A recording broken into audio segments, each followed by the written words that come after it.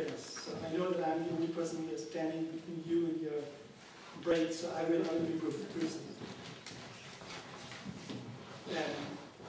I'm here only to tell you, and I'll just take a short time to tell you about the Iqbal Academy in Scandinavia study circle.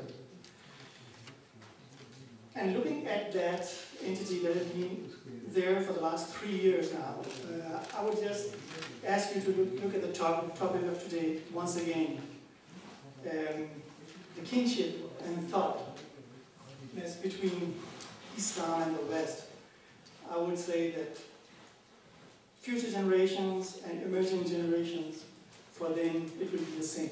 It should be the same. Islam and the West, us and us. That is at least what I see as a goal and as an objective. There shouldn't be any conflict there. We should find a place, a space for ourselves, both as Muslims and Europeans here in the Western heartland. And that is actually the idea and the background of Iqbal Academy Scandinavia Study Circle, which has been there for the last 3 years. And I'm very proud to say that it has turned out to be a very fine organization led by persons like Saroj and Iran, who's not here, and of course Allama. And I also know that I'm very proud to present this organization for you today, especially in front of Amina here, and Dr. Safed and Lisi Rasmussen, who are doing similar jobs, different forums in Islamic Christian study circles. I've been part of it as well, and that job has been done for ages now. So what I would like you to do is to put attention to this pamphlet that I've put on your tables, on your chairs.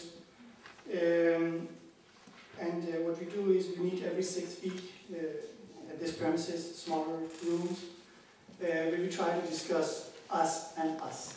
We try to discuss how do we look into this contemporary reality that we are in, and to try to look at it as contemporary as it is. I mean, instead of looking at our baggage. I mean, I have my Pakistani background and my Pakistani Islam. Try to find my Islam here in the contemporary Danish society.